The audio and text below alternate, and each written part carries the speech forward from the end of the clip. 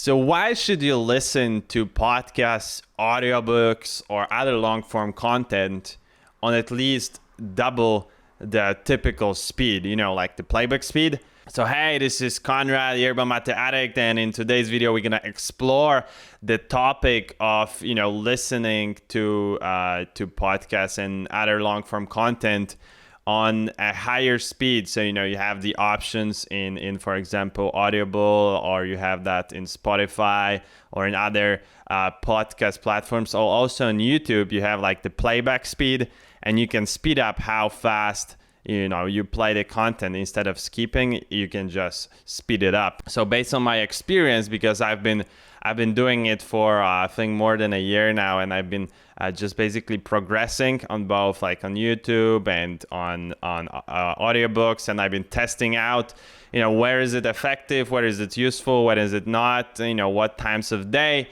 it works for me.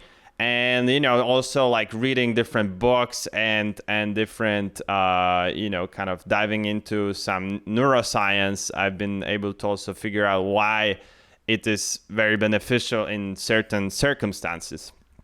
But before we dive into more detail, as usual, a little bit of sip of yerba,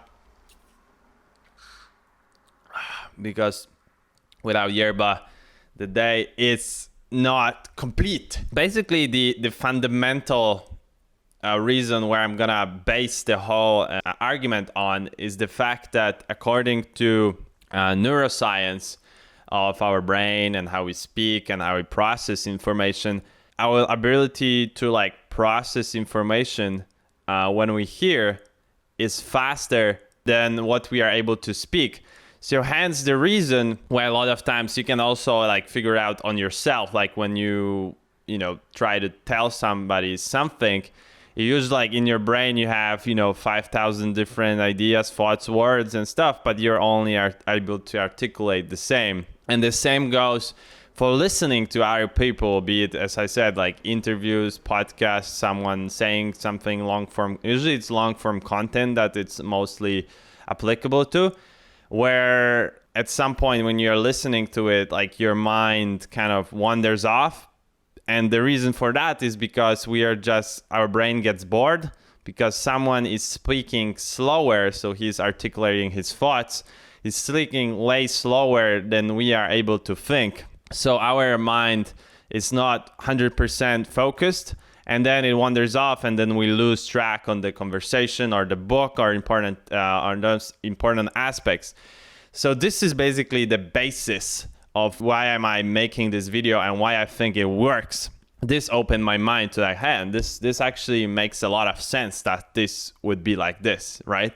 That we are able to think faster than we are able to speak. So when you're on the receiving end, it kind of applies the same way.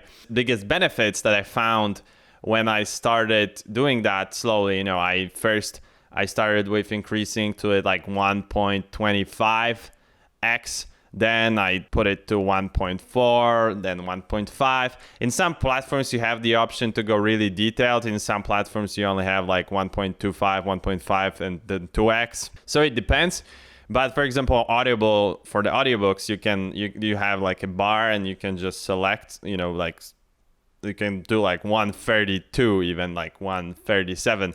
But I wouldn't progress in a gym, although maybe this is how you could do it. The way I did it, this was more in bulk. So I did first the 125 for a couple months or so, and then I got used to that, and I saw, okay, my mind starts wandering off, let's speed it up. And you have to understand that at the beginning when you do that, you're gonna feel uncomfortable because you're gonna have to devote a lot of focus into listening and paying attention to keep track. But the big benefits of all that exercise and all that progression is that you're gonna teach yourself. One thing is to really focus on one thing and pay attention to that. Another one, I think, in my opinion, also kind of increases your retention, because according to also other neuroscientists that I really love, I forgot his name, Andrew Huberman, the way to neuroplasticity, so learning something, is when you have focus and urgency. So focus is one of the fundamental elements to learning. So in that case, it kind of forces you to focus, because in other ways, if you don't, you quickly lose track and what happened? I don't know what happened in the last 2 minutes. But when you are focused so much, it also helps, at least for me, to retain more information, because that's how we learn. So definitely it helps you learn to single task, because when you are doing that and you speed it up, you cannot focus on other things besides maybe like walking. Like, for example, for me, audiobooks plus walking, this is very effective. But generally speaking, like, you add all these things together.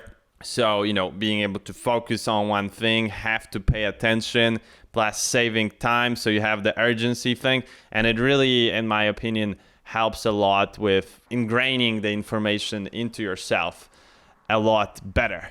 Also, one big advantage, obviously, I notice, especially in like Joe Rogan style long podcasts, which I really love and I highly recommend. There's not many people doing that. This is actually my plan to do something like that as well. He usually, if you don't know Joe Rogan or if you don't pay attention, he usually uploads this interviews or discussions, however you want to call it, that are even like 2-3 hour long.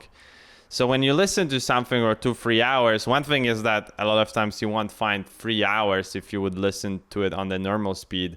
That's just like harder to find 3 hours to just listen to some one interview, especially in this day and age. But another thing is that it won't get you bored. I mean, like, for example, when I listen to, so that's where the time of the day comes in and stuff like that. So for example, for me, I usually listen to like long form podcasts in the evening. So at that time of the day, my brain is not at 100% speed anymore. It slows down, but still I prefer to listen to the podcast on the higher speed than 1x, so like 1.5. And for example, audiobooks, when I'm on point during the day, I listen to like 2x speed. The one thing that really helps with when it comes to like long form content is that it won't make you bored, and you're gonna be able to kind of power through the whole interview, and then you're gonna be able to just get some really great insights without, one thing, like losing shitloads of time. And then another is that you basically will focus more, so you will retain more. But like the boredom part for me is also a big one when it comes to like long form content. There's also a YouTube extension called, I think, Enhancer for YouTube or something like that, where you can even set up a default playback speed when you launch all videos at 1.5. And this is something that's been really useful for me. In the next couple of videos, I'm going to make a separate video where I'm going to share with you guys some useful tools that I use when it comes to decluttering the desktop and your browser and things like that, just to make you more focused. But this is a really cool tip that it's not a tip, but this is something I figured out. Like, you can set it default to like 1.5 is, for me, is good speed, because it's very...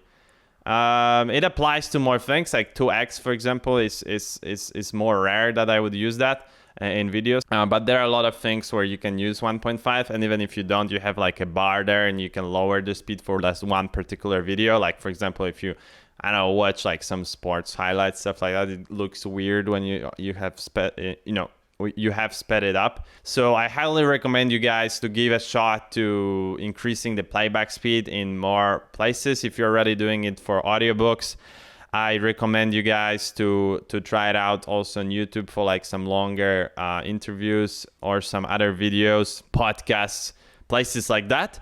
But remember, it's not about speed. A lot of times nowadays we also confuse like speed with efficiency. Like, you have to increase it to the point where you're actually able to retain information. If you're just listening to like 3x speed just to add more listened books or more information processed to your kind of notebook list or whatever bucket list, then don't do that. Just increase it exponentially. As I said, I went from like 1.5 to 1.25 to 1.5, then to 1.75, and now I'm up to 2, but I don't see myself for now increasing much more, because at least for my brain, more than 2x. I've been stuck at it for a while now, and for some places I still even use like 1.5. So I encourage you guys to give it a try, and feel free to comment below like what are your experiences, if you've already been doing it or this is some like new thought for you. And if you've tried it, like give me your thoughts on how the experiment went, and what point like what benefits have you seen, and what maybe disadvantages have you seen when it comes to listening to the higher speed.